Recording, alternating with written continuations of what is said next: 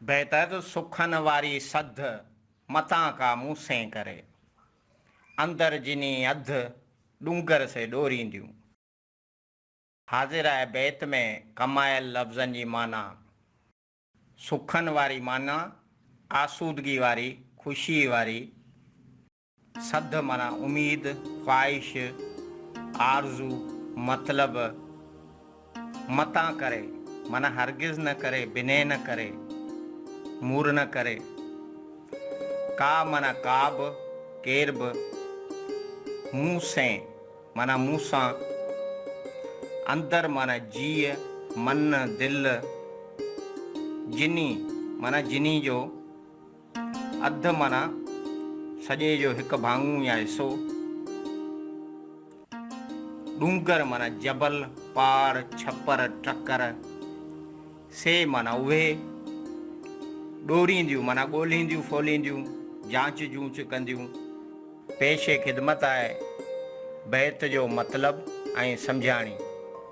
ससई जॾहिं पंहिंजे वर पुठियां पहाड़नि जा पंध करण लाइ ऐं संदसि ॻोल्हा करण वास्ते जबलनि जे अड़ांगनि, रस्तनि ऐं राहुनि ॾांहुं उसी थिए त उन वक़्तु संदसि सहेलियुनि ऐं सरतियुनि अची खेसि वरायो।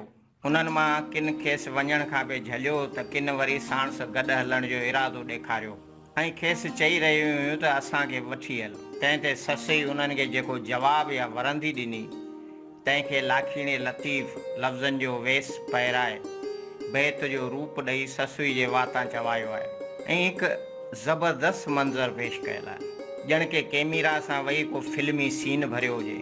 पर हीअ त लफ़्ज़नि जो कमाल आहे, हीअ त लफ़्ज़नि जी मुसविरी आहे ऐं अहिड़ी मुसविरी सिर्फ़ु लतीफ़ ई करे ॼाणे थो, ॿिए जे वस जी ॻाल्हि ई न आहे। त कुझु औरतूं बीठियूं आहिनि ऐं उन्हनि सां गॾु ससु ई बीठी आहे ऐं हिक ॿिए सां पियूं ॻाल्हाइनि ॿोलाइनि। हिकिड़ो अजीब मंज़र आहे ऐं ससु ई खेनि जवाबु ॾिए थी, मूंसां तव्हां गॾिजी न हलो, पर जेकॾहिं गॾिजी हलो थियूं त हिकु ॻाल्हि कन ठाहे ॿुधी छॾियो त अमी जेकॾहिं भाइयो थियूं त मूंसां गॾु हली तव्हांखे ख़ुशी मिलंदी ऐं सुख प्राप्त थींदो ऐं का आसूदगी ऐं आराम मिलंदो या को फ़ाइदो मिलंदो त पोइ अहिड़ी ख्वाहिश न ॾेखारियो, छो त हिन राह ऐं वाठ ते उहे ई वञी सघनि थियूं ऐं जबल झागी सघनि थियूं जिन जो अंदरि ॿध या दिलि टुकर टुकर थियल हुजे।